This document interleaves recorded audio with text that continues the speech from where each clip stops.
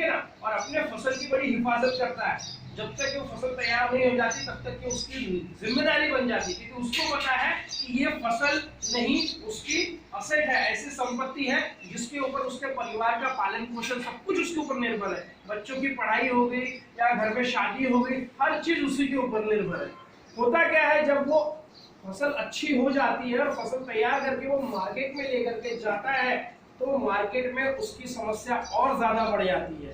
होता क्या है, मार्केट में बहुत सारे एजेंट्स होते हैं, दलाल होते हैं, कुछ व्यापारी गण होते हैं जो एक रेट निर्धारित कर देते हैं।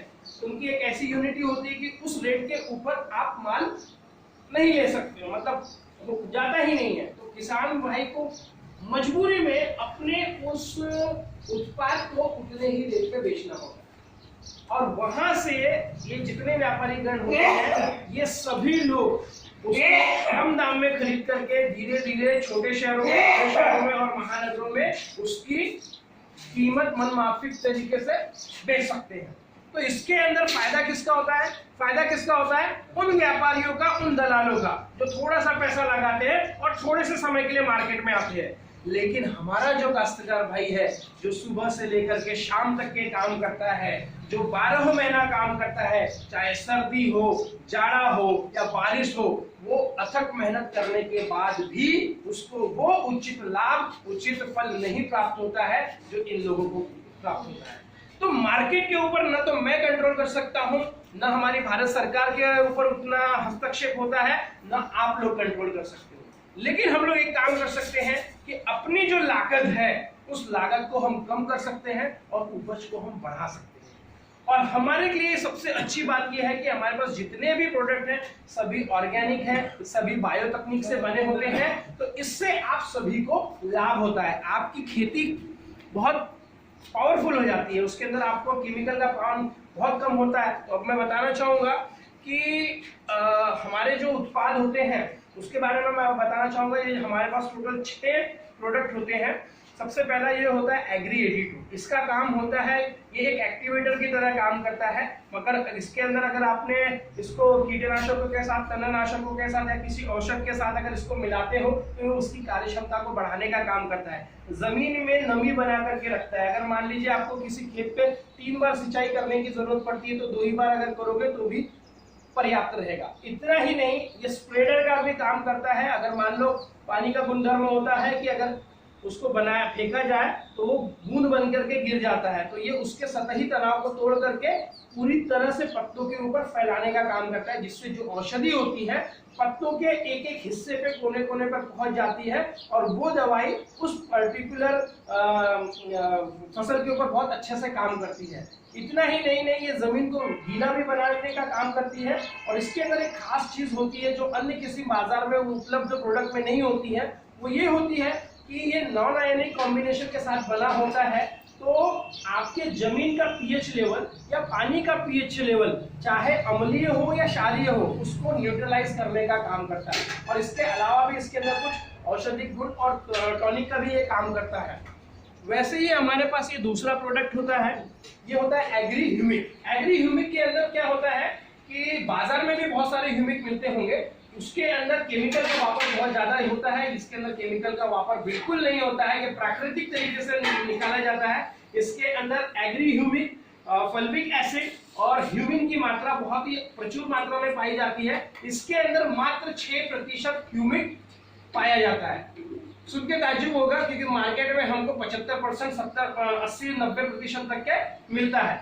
लेकिन जब ये वैज्ञानिकों ने इसके ऊपर शोध किया तो उन्होंने ये पाया, उन्होंने टेस्ट किया, पहले 75%, 65% और 55% का ह्यूमिक लिया। उतना वापरने के बाद उनके खेत में जो उत्पाद हो रहा था उतना ही हुआ, उसके अंदर कोई बढ़ोतरी नहीं हुई। फिर उन्होंने 55%, 45% और 35% तक के ह्यूमिक का वापर किया, फिर भी प्रोडक्शन उतना ही हुआ। फिर उसके बाद उन्होंने 25%, 15% और 5% ह्यूमिक लिया। जब 15% लिया तब तक के तो उसका प्रोडक्शन लगभग सेम था, लेकिन जब उन्होंने 5% का ह्यूमिक लिया तो उनका प्रोडक्शन थोड़ा सा कम हुआ, तो हमने 1% और बढ़ा दिया। तो इससे एक बात साबित हुई कि आपके खेत को 6% ह्यूमिक पर्याप्त होता है। ठीक है, तो ये 6% होता है। इसकी खासियत कैसे है? ये पौष्टिक आहार है किसका? पौधों का। प्राकृतिक भोजन है। जो हमारे जो पौधे होते हैं ना, उसकी जड़ें होती है, 3 प्रकार की जड़ें होती हैं, आपको पता होगा। एक मेन रूट होती है, और दूसरी होती है सेकेंडरी रूट होती है, फिर टर्शियरी रूट होती है, आखिरी में बहुत सारे हेयर रूट्स होते हैं, और उसके अंदर सफेद मूल होता है ना, तो वो होता है, उसको बहुत मजबूत बनाने का काम करता है। अगर वो बहुत मजबूत हो तो जमीन के अंदर से जितने भी पोषक तत्व होते हैं उसको शोषण करने में ये बहुत मदद करता है, जमीन को और पौधों को बहुत हेल्दी बनाता है।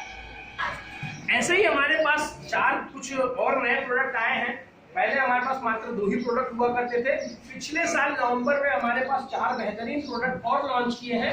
इसको बहुत ही साइंटिफिक वे से इसको शोध किया गया, इसके ऊपर रिसर्च किया गया। इतना रिसर्च करके एडवांस टेक्नोलॉजी का इस्तेमाल करके इन प्रोडक्ट को बनाया गया। तो ये जो तीसरा प्रोडक्ट है हमारा एग्री मॉस होता है। जब हमारे पौधे बड़े हो जाते हैं, जब उसके अंदर फूल आने लगते हैं, तो फूल आने के 20 दिन पहले इसको एक बार छिड़काव करते हैं, और फूल आने के 20 दिन के बाद अगर इसको छिड़काव करते हैं तो आपके फूलों की संख्या बढ़ जाती है और फूल बहुत मजबूत होते हैं। और आपको पता होगा कि अगर किसी भी पौधे के फूल मजबूत हो और उसकी बालियां मजबूत हो, तो उसका जो फल होता है बहुत ही मजबूत होता है। तो ऐसे ये आपके फलों को, फूलों को बहुत मजबूती प्रदान करता है। इसके बाद हमारे पास एक वेस्टीज का एग्री नैनोटेक है। ये बहुत ही उन्नत टेक्नोलॉजी से बनाया गया है। नैनो टेक्नोलॉजी का इसके अंदर इस्तेमाल किया गया है, चिलर फर्टिलाइजर का इसके अंदर इस्तेमाल किया गया है। इसका फायदा ये होता है कि जो पौधे होते हैं, जैसे हमारा मानव शरीर होता है, उसको 5 प्रकार के पोषक तत्वों की आवश्यकता पड़ती है, विटामिन, कार्बोहाइड्रेट, प्रोटीन, मिनरल्स और फाइबर की। वैसे ही पौधों को तकरीबन 16 प्रकार के पोषक तत्वों की आवश्यकता पड़ती है। तो उसमें से जो सबसे ज्यादा जरूरी और बहुत कम मात्रा में लगने वाले जो पोषक तत्व होते हैं, जिसको हम माइक्रोन्यूट्रिएंट कहते हैं, उसकी प्रचुर मात्रा इसमें पाई जाती है। मतलब इसके अंदर zinc, iron, molybdenum, magnesium, calcium की मात्रा बहुत प्रचुर मात्रा में पाई जाती है, जिससे आपका पौधा बहुत ही शक्तिशाली बनता है। उसको रोगों से उसकी इम्यूनिटी बढ़ जाती है, उसकी रोग प्रतिरोधक क्षमता बढ़ जाती है। वैसे ही हमारे पास एक और प्रोडक्ट होता है एग्री गोल्ड। एग्री गोल्ड कहा जाए तो ये जमीन और पौधे के लिए एक पौष्टिक टॉनिक का काम करता है। अगर इसको प्रॉपर तरीके से अगर लिया जाए, 1 या 2 बार इसका छिड़काव किया जाए, जो भी पौधे की जो 5 स्टेजेस होती है, एक प्रौध वृद्धि होती है, फिर उसके बाद आपका वेजिटेटिव ग्रोथ होता है, फिर उसके बाद आपका रिप्रोडक्टिव स्टेज होती है, फिर उसके बाद मैच्योरिटी स्टेज होती है। ऐसे अलग अलग स्टेजेस पे अगर इसका इस्तेमाल करते हैं तो आपकी फसल बहुत ही शक्तिशाली होती है। और साथ में ये हमारा आखिरी प्रोडक्ट है, जिसे हम वेस्टेज बायो फंगिसाइड कहते हैं। ये एक अलग तरीके से नेचुरल फंगस से बना होता है। अगर इसको आप बीज ट्रीटमेंट के समय अगर आप इसको देते हो, जब पौधा छोटा सा होता है, जब उसके अंदर 4 पत्तियां आती है, उस समय अगर आप देते हो, तो आपका जो पौधा होता है इतना मजबूत हो जाता है कि अगर उसके ऊपर कोई कीड़ा अटैक करता है या उसको चूसने की कोशिश करता है तो तुरंत उसकी मौत हो जाती है।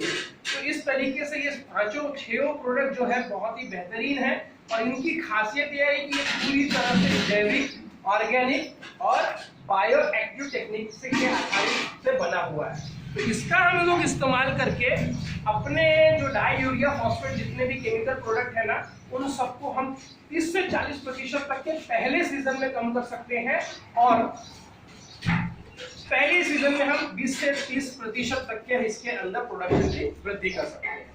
तो इसके बारे में और भी अधिक जानकारी आपको चाहिए तो हमारे नागपुर में इसकी बहुत अच्छी काश्तकारों के भाइयों की ट्रेनिंग होती है, और हमारे साथ 2000 से अधिक लोग जुड़े हुए हैं इस कृषि जन आंदोलन में। और डेली कम से कम हम गांव-गांव में जाकर के डायरेक्टली काश्तकारों से मिलते हैं और उनको इसके बारे में पूरी जानकारी देते हैं। क्योंकि हो क्या रहा है, हमारे आज भी देखा जाए तो अगर किसी गांव में 100 काश्तकार हैं तो उसके अंदर 15 से 20% काश्तकार ऐसे होते हैं जिनको सही तरीके से जानकारी होती है, कौन से रासायनिक खादों को कब कैसे कितने प्रमाण में देना चाहिए। बहुत कम काश्तकारों को इसकी जानकारी होती है, और बाकी जितने 80% काश्तकार भाई होते हैं वो या तो एक दूसरे का देख करके उसके अंदर इस्तेमाल करते हैं, या किसी कृषि केंद्र से जाकर के पूछ करके अपना निवारण करते हैं। उनको ऐसा लगता है कि अगर हमने उसके अंदर कुछ ज्यादा प्रोडक्ट डाल दिए तो उसकी वृद्धि ज्यादा होगी, तो ऐसा कुछ होता नहीं है। थोड़ी सी जानकारी लें और थोड़ी सी अवेयरनेस अपने अंदर लाएं तो हम लोग बहुत सारा अच्छा बचत कर सकते हैं, जमीन को उपजाऊ बना सकते हैं और हम लोग बहुत सारा अपना प्रोडक्शन बढ़ा सकते हैं। तो अगर आपको इसके बारे में और जानकारी चाहिए या प्रोडक्ट के बारे में और कुछ जानकारी चाहिए तो हमारी शमा मैम है, इस गांव में अक्सर आया करती हैं, ये आपको प्रोडक्ट भी प्रोवाइड कर सकते हैं और अगर आपको ट्रेनिंग चाहिए हो तो ट्रेनिंग भी प्रोवाइड कर सकते हैं। ठीक है, धन्यवाद दोस्तों।